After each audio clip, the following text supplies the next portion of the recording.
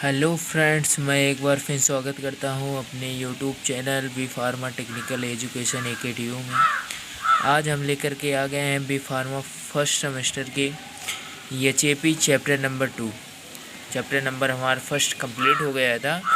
बीच में हम वीडियो नहीं बना पाए, थोड़ा समय का इशू था, इसलिए आज लेकर के आ गया हूं। इसलिए वीडियो बहुत ही इम्पोर्टेंट है, एग्ज़ाम के लिए तो बहुत ही इम्पोर्टेंट है, ठीक है।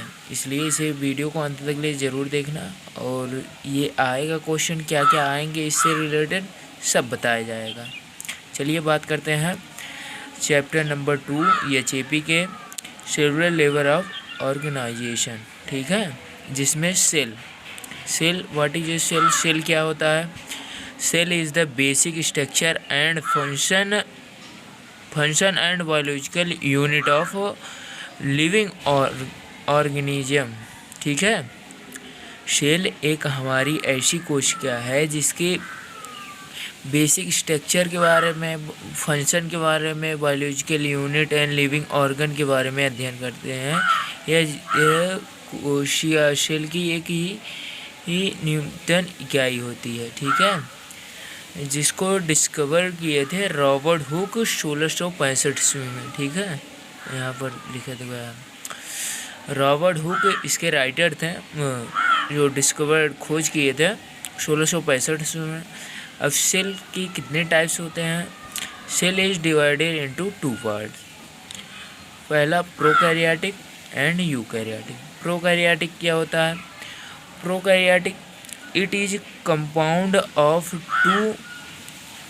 To word divided into pro and kinetics, ठीक है। जो काइनेटिक्स होता है, प्रो मतलब kinetic nucleus primitive these cell which nucleus cell organ और नॉट कंप्लीटेड डिप्लोजेड। देखो प्रोकैरियोटिक क्या होता है, जिसमें हमारा सेल जो होता है, सेल वो पूरी तरह से डेवलप नहीं होता है, ठीक है, उसमें न्यूक्लियस पूरी तरह से डेवलप नहीं होता है, इसलिए इसे प्रोकैरियोटिक कहता है।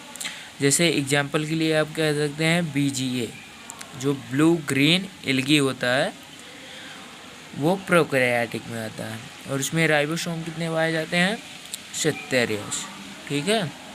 आगे बात करते हैं यूकैरियोटिक के। यूकैरियोटिक में क्या होते हैं? सेम उसी का उल्टा होगा। It is nucleus eukaryotic cell और these cell nucleus cell organ completed डिवोडेड।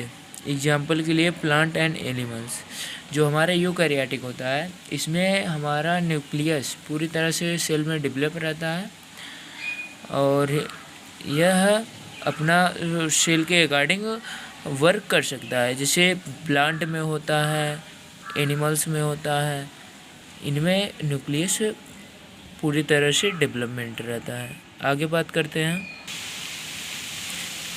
करते हैं जो हमारा सेल के फंक्शन क्या क्या होते हैं, उसे देख लेते हैं। सेल के फंक्शन में पहला देख लीजिए, cell growth and metabolism. Cell हमारा कैसे ग्रोथ करता है, उसके क्या क्या मेटाबॉलिज्म हो सकते हैं, इसमें देखिए it is a size metabolism, viruses, anabolism and catabolism process cases, ठीक है। जो हमारा साइज होता है मेटाबॉलिज्म वायरस का, ठीक है, वायरस और एनाबॉलिज्म, कैटाबॉलिज्म, उसकी क्या क्या प्रोसेस होते हैं, वो हमारे सेल ग्रोथ की मेटाबॉलिज्म में आते हैं, कि हमारा सेल का ग्रोथ किस किस मेटाबॉलिज्म से होता है। जैसे हमारे कैटाबॉलिज्म हो गया, एनाबॉलिज्म हो गया, कैटाबॉलिज्म हो गया, फिर उसके वायरसेस हो गए।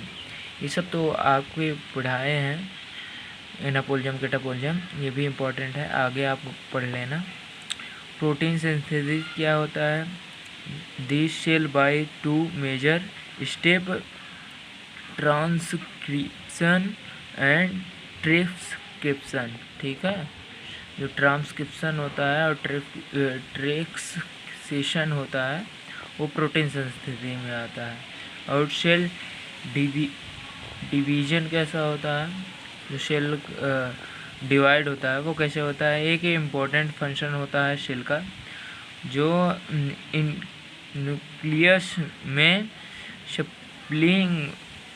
स्प्लिंगिंग of the single cell mother of divided into double cell.